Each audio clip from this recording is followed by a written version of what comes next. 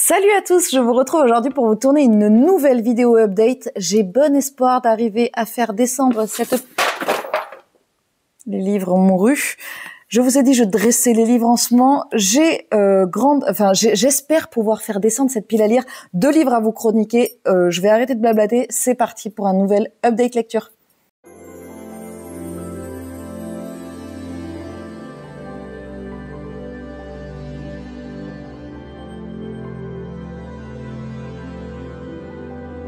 Aujourd'hui, j'ai 4 romans à vous présenter et 2 graphiques. Alors 2 graphiques dont un album. Je vais commencer tout de suite par l'album qui est Comment ça marche une enquête, que j'ai reçu en service de presse de la part de la maison d'édition. C'est d'Olivier Dupin. Dans cette histoire, on va suivre l'histoire de, comment s'appelle-t-elle? C'est une poule. Colette? Non, Nadine. Nadine qui a été assommée et on lui a volé ses œufs. Et donc, on a des personnages, l'enquêteur qui est là en l'occurrence, qui va mener l'enquête. Oui, cela va de soi. L'enquêteur va donc mener son enquête afin de découvrir qu'est-ce qui s'est passé, qui, comment, pourquoi. Et en fait, dans cette histoire, l'auteur va nous proposer de nous parler de plein de termes qui sont justes à travers un récit hyper drôle. Donc, il va nous parler de crimes, de pistes, de fausses pistes, d'indices, tout en nous montrant une histoire qui reste quand même extrêmement mignonne. Alors, moi j'ai trouvé que c'était hyper bien fait parce que justement c'était les mots exacts qui sont employés dans ce genre de choses, tout en restant un album jeunesse. On n'est pas du tout sur quelque chose ni de violent, ni de dur, et c'était très très bien expliqué. Alors, est-ce que les tout petits comprendront? Je suis pas sûre, mais moi je sais que le lectorat qui est chez moi très jeune, moins de 10 ans, a adoré cette histoire, a rigolé comme papos, et même moi, quand je l'ai lu, je vous avoue que j'ai adoré cette histoire, que j'ai trouvé très juste et très drôle. Le deuxième graphique que je vais vous présenter, c'est un graphique, mais pas que. Il s'agit de Antony de Quentin Cellier et Gustave Auguste, illustré par Chloé Minger, chez Les Mondes Flottants. Alors, ce livre, je l'avais précommandé à sa sortie parce que j'avais très, très envie de découvrir cette nouvelle maison d'édition, Les Mondes Flottants. C'est sa première parution et j'ai adoré cette histoire. Alors, le livre arrête pas de glisser, donc je vais vous montrer parce qu'il veut montrer comment il est dessous. Il est comme ceci dessous. Il y avait des contreparties quand je l'ai commandé. Je pense que vous pouvez évidemment le commander maintenant. Je sais pas s'ils marchent après la précommande, je ne sais pas. Dans c'est pas une histoire, c'est un carnet de voyage. On va suivre 2 couples qui vont partir au Japon. Donc nous avons Guillaume et Benjamin et Quentin et Dimitri qui sont grimés sous forme d'animaux comme ça, et on va les découvrir dans leur voyage au Japon avec la culture asiatique, la nourriture, la pop culture, tout ça. Et j'ai adoré cette histoire. Moi, je l'ai lu vraiment par petites touches. Et j'ai vraiment eu la sensation de voyager avec ces 4 personnes. J'ai eu l'impression d'être immergée dans ce Japon à la fois traditionnel et à la fois extrêmement moderne. J'ai tellement aimé que j'ai recommandé des choses chez Les Mondes Flottants. Je trouve que le livre est extrêmement qualitatif. Et les cartes, tout ce qui allait avec, c'est vraiment de super qualité. Alors, je peux pas vraiment vous montrer d'illustrations parce que sinon je vais tout vous spoiler. Bon, en même temps, il y a pas de spoil. C'est pas une histoire. Hein. Alors, si, spoiler alerte, ils vont au Japon et ils reviennent du Japon, hein, et ils en font un livre. Mais je vous laisserai découvrir cet ouvrage. C'est vraiment extrêmement beau et j'ai adoré cette lecture, qui est un petit coup de cœur parce que vraiment j'ai eu la sensation de voyager avec eux et ça c'était trop trop chouette. Je vais essayer de me rappeler de tous les livres que je vais vous présenter parce qu'il y en a certains, ça fait un moment que je les ai lus et c'est notamment le cas de celui-ci que je vais vous présenter, Petit déjeuner chez Tiffany de Truman Capote, que j'ai lu en lecture commune avec Barbara. J'ai acheté ce livre il y a 1 million d'années quand je faisais un challenge qui s'appelait... Je ne sais plus, ça parlait des classiques, c'était un challenge sur les classiques de littérature américaine, je pense, principalement. Et j'avais acheté plein de livres pour faire le challenge, j'ai dû lire le 1, le 2, le 3, et puis après ça a été terminé parce que j'ai pas suivi le challenge. D'ailleurs, je suis désolée, mais cette année, je pense que vous l'avez vu, je n'ai pas fait le challenge du printemps des livres. J'ai une année beaucoup trop chargée, je ne pouvais pas vous le présenter, mais l'année prochaine, on vous préparera avec Camille quelque chose de génialissime. Dans cette histoire, on va suivre un homme qui est le voisin d'une femme assez extravagante. On sait pas trop, je crois qu'elle est actrice, mais c'est pas très clair. Et donc, on va suivre cet homme qui est fasciné par cette femme absolument sublime et qui est libre comme l'air, qui fait ce qu'elle a envie et qui vraiment est libre, quoi. Elle fait ce qu'elle a envie au moment où elle en a envie, quels que soient les préjugés auxquels elle peut faire face. Et quel que soit, elle est dans une époque, je pense qu'elle est dans les années 50, quelque chose comme ça, peut-être années 60. Bref, on est vraiment dans un truc où les femmes ont vachement d'espace pour être elles-mêmes. Et Truman Capote va là nous décrire une femme à la liberté sans commune mesure, je pense, avec les écrits qu'on pouvait trouver à cette époque-là, même s'il a écrit un peu après, je pense. Il y a juste l'utilisation d'un terme que je n'ai pas aimé et j'ai trouvé un peu dommage qu'il n'y ait pas d'explication de la part de Folio sur le fait que c'était un terme qu'on n'utilisait pas, mais je pense que la traduction est assez vieille. Je dis ça, mais en même temps, j'ai pas regardé de quand ça datait, mais je pense que 1962, ben oui, c'est un peu vieux, oui. Alors, je dis pas que 1962 c'est vieux, mais je pense qu'il y a du vocabulaire qui a été un petit peu mis à jour depuis cette époque-là. Et aujourd'hui, je pense que les nouvelles traductions n'utiliseraient absolument pas ce terme. En dehors de ça, j'ai adoré l'écriture de Truman Capote. Ce n'est pas la première fois que je lisais cet auteur. Même si, alors j'ai beaucoup aimé, adorer c'est peut-être un peu fort, j'ai beaucoup aimé ce récit. Derrière, ce que je ne savais pas, c'est que nous avions 3 nouvelles. Voilà, il n'y avait pas seulement Petit déjeuner chez Tiffany, mais il y avait également 3 nouvelles. Et je pense que j'ai préféré les nouvelles à Petit déjeuner chez Tiffany.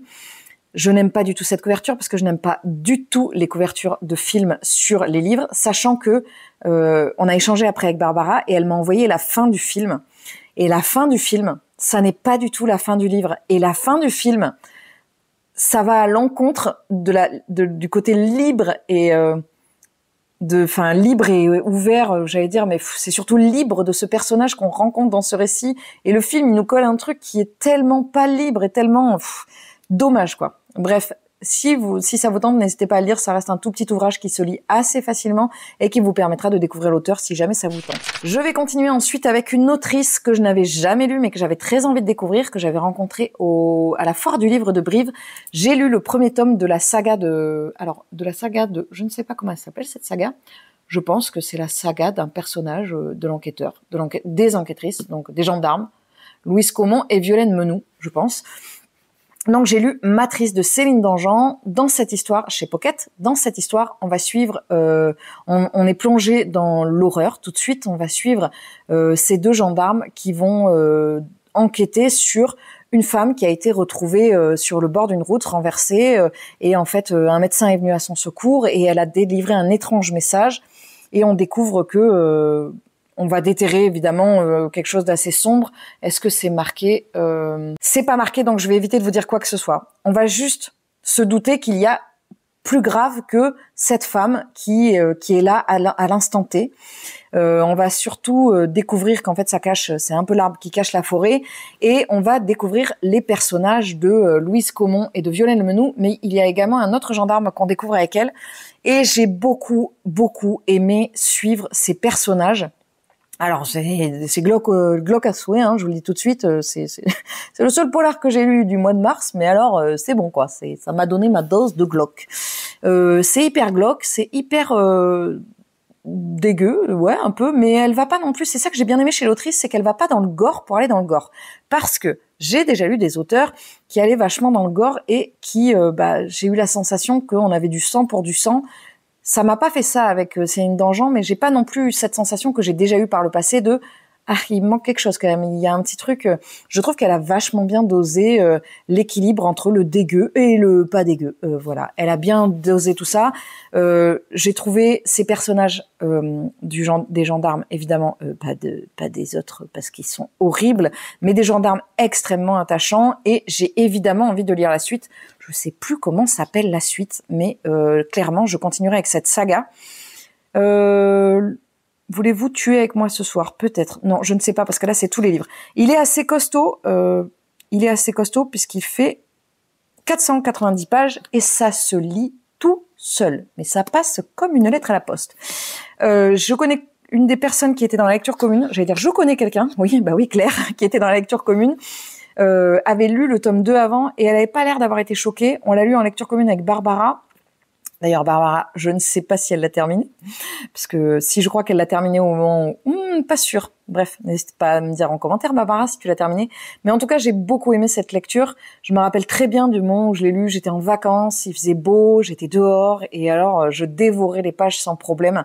J'ai trouvé l'autrice hyper agréable et hyper abordable quand je l'avais rencontrée à la Foire du Livre de Brive. Et ça n'enlève rien, ça ne gâche rien, car quand on découvre les écrits d'un auteur ou d'une autrice et que derrière en plus on apprécie la personne, eh bien ça n'est que plus merveilleux. Je continue ensuite avec encore un premier tome de saga. Oui, j'ai pas mal commencé de saga au mois de mars, mais parce que voilà, hein, c'est l'occasion qui fait le larron. Est-ce que c'est ça qu'on dit? Oui, je crois. J'ai lu le premier tome des enquêtes de je ne sais pas comment s'appelle cette saga. Voilà. Eh bien, j'ai commencé les mystères de Tante Dimity. Peut-être que c'est ça, je sais pas. Donc, ça s'appelle La mort de Tante Dimity, une enquête d'outre-tombe chez Verso de Nancy Atherton. Et alors, il faut absolument que je vous fasse une pause sur cette couverture qui est il faut que je vous dise de qui elle est, de Tiffany Huldry. Est-ce que c'est elle qui a tout fait? Parce que la couve, je pense que c'est une des plus belles couvertures que je n'ai jamais vues. Ouais. Illustrée, couverture et illustration intérieure. Vraiment, le livre est absolument magnifique. Il est doux comme ça et il est vraiment très, très, très, très, très beau. Il m'a été offert par Claire et le livre n'a pas bougé, n'est-ce pas? Je ne connaissais pas cette maison d'édition, j'avais envie de la découvrir. Elle a l'air de publier des choses très différentes et ça a l'air rigolo. Dans cette histoire, on va suivre une jeune femme, Laurie Shepherd, qui, toute son enfance, a été bercée par les récits de sa mère autour de sa tante Dimity, qui n'est pas vraiment une tante, mais en gros, qu'elle n'a jamais vue, qu'elle ne connaît pas. Mais en gros, c'est un peu le mythe de ce personnage, de famille qu'on ne connaît pas. Et donc, Laurie, elle se dit, elle n'existe pas vraiment. C'est une façon pour ma mère de me faire passer des messages. Elle grandit avec sa mère, elle n'a plus son père, il est décédé tragiquement, il me semble. Peut-être que je mélange avec d'autres choses, mais bref, il n'est plus là. Et donc, on va suivre Laurie dans sa vie qui a pas l'air méga heureuse. Quand même, elle a l'air d'être à la dèche et pas très bien dans ses baskets. Et un beau jour, elle doit se rendre quelque part, elle doit se rendre à un endroit. Et quand elle arrive là-bas, on l'accueille de manière hyper particulière. Et ça va la mener en Angleterre. Elle est aux États-Unis. Et cette rencontre qu'elle va faire dans cette maison particulière avec ces gens particuliers va la mener en Angleterre. Je ne vous dirai pas ni comment ni pourquoi, c'est juste que ça l'amène là-bas. Cette histoire, c'est un cozy mystery, même si on n'assiste pas au meurtre vous vous doutez bien, la mort de Tante Dimity, voilà, c'est un peu la base de l'histoire. On n'assiste pas forcément à ce qui s'est passé, ça ne se déroule pas pendant l'histoire, mais ça reste un cozy mystery. Ce que j'ai trouvé hyper intéressant avec cette histoire, c'est qu'on est sur un cozy mystery fantastique. Il y a une petite part de fantastique, mais elle est pas négligeable. On peut pas l'oublier parce que si on l'enlève, ça n'a aucun sens. Ça ne veut rien dire. Donc on est obligé de prendre en compte qu'il y a cette partie fantastique. Fantastique, ça n'est pas de la fantaisie. Fantastique, ça veut juste dire qu'il y a un élément qui sort de notre habitude, de notre quotidien, quelque chose d'un petit peu mystérieux, magique, mystique, qui arrive. Je vous laisserai découvrir ce que c'est. Et moi, personnellement, j'avais pas lu de cozy mystery comme ça. Donc, j'ai trouvé ça original. J'ai beaucoup aimé. Ça se lit extrêmement facilement, tout comme les cozy mystery, n'est-ce pas?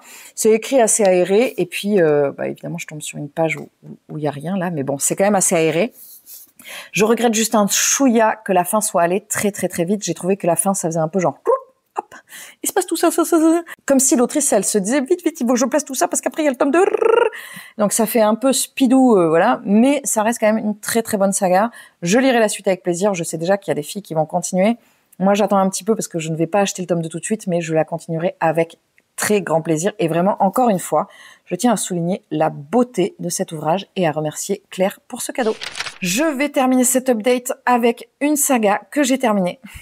Oui. Ça veut dire que je n'ai plus de livre de cet auteur dans ma pile à lire. Et d'ailleurs, il n'y a plus de livre de cet auteur traduit en France à l'heure actuelle. Je suis extrêmement triste, vous vous en doutez bien. Il s'agit de le dernier tome des Cités divines de Robert Jackson Bennett, qui est un auteur qui est absolument génialissime, incroyable, exceptionnel. C'est vraiment... je sais même pas comment vous convaincre de lire Robert Jackson Bennett si vous ne l'avez jamais lu.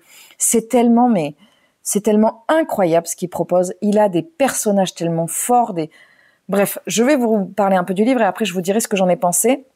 Sur ce tome-ci, donc la Cité des Miracles, on va suivre, je regarde parce que les noms sont pas possibles, Sigurd G. Arkvaldsson, voilà, je pense que je me trompe dans le nom, mais qui était espion d'élite de Saipur, et dans cette histoire, on le retrouve à la fin du tome 2, il se passe quelque chose, et en fait, à la fin du tome 2, excusez-moi, j'ai été interrompue, il se passe quelque chose à la fin du tome 2 qui fait que Sigurd va partir.